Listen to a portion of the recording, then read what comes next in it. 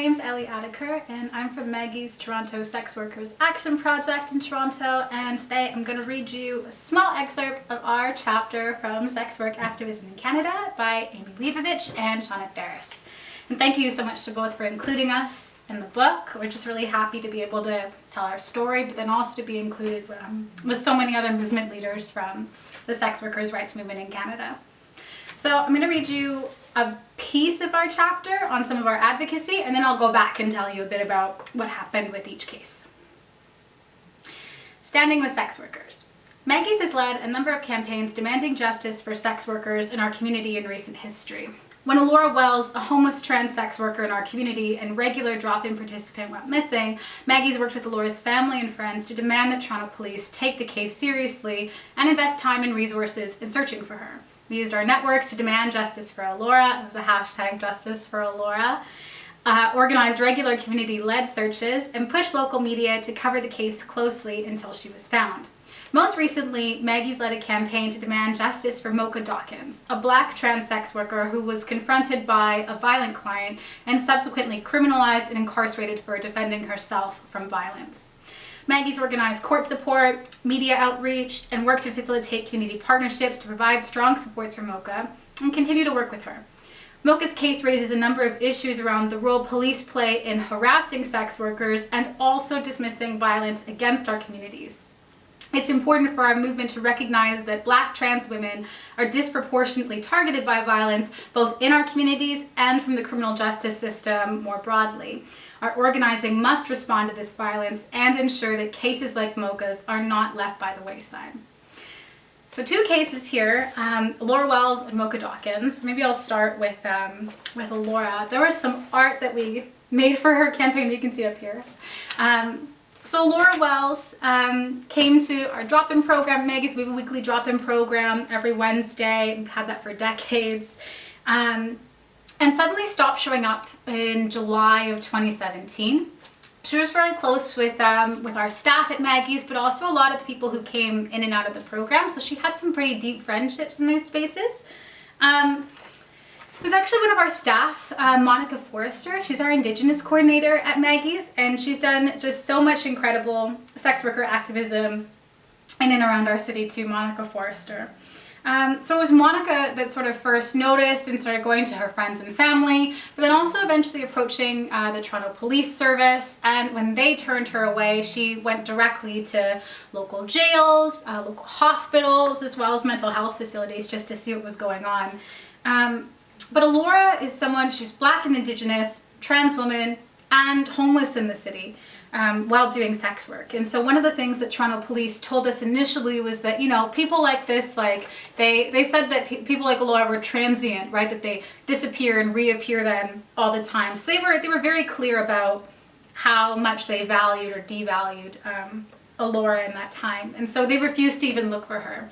She goes missing in July of 2017. And months go by of this back and forth with them trying to get them to start looking for her. And eventually we just gave up on that and we started arranging our own community search parties, right? Because the Toronto Police refused to look for her. Then we decided we were going to pick up that slack and also just like send a clear message to our community, but also to the general public more broadly, that it's just like, it's not acceptable to treat our communities like that. Sex workers aren't, you know, transient populations. And when we go missing or when we encounter harm, we deserve to access the same kinds of care and supports as anyone else. So we started community search parties. Initially there were maybe like 2 or 3 of us, and we would go around to some of the encampments that we knew Laura had stayed at in the past, and so we would go, just kind of comb through, ask if people had seen her and look for things of hers. We put up posters of her as well, and also just passed out information to local media as well to start picking up what we were doing in the campaign. So we started out with pretty small numbers, but you know, it turned into a weekly search party, and like week after week we would grow and grow until eventually we had dozens of people from our community coming out to help kind of canvass the area, local shops and businesses, and putting her poster in the windows and things like that.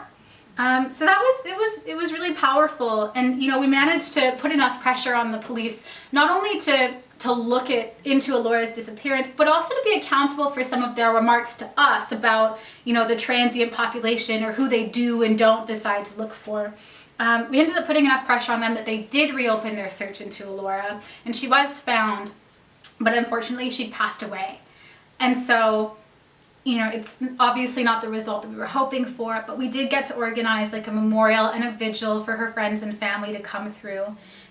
Monica did a really beautiful job with that. And, you know, despite the fact that maybe we didn't get the result that we wanted, I think we got really important closure and sent a really clear message that, you know, we won't tolerate disrespect towards people in our communities, and that, you know, we value sex worker lives. The second piece is a case around for Mocha Dawkins, the Justice for Mocha campaign. So Mocha experienced violence from a client in August of 2015. But her trial didn't even begin until later in 2018. So she was incarcerated for 3 years, even just waiting for her trial to begin. So in that time, we organized things like court support. We would pack the courts for Mocha. It was like every seat would be filled with someone from Maggie's or from a related organization, sex workers and community, just coming into the space to send her a clear message that, like, as she goes through this, like, we had her back. And we also did things like jail support, like letters coming in from the outside, sort of like financial resources, just so that Mocha knew while she was in there that she had community and that she would have something to come out to as well. And this story does have a much happier ending. So I know we're in 2020 now.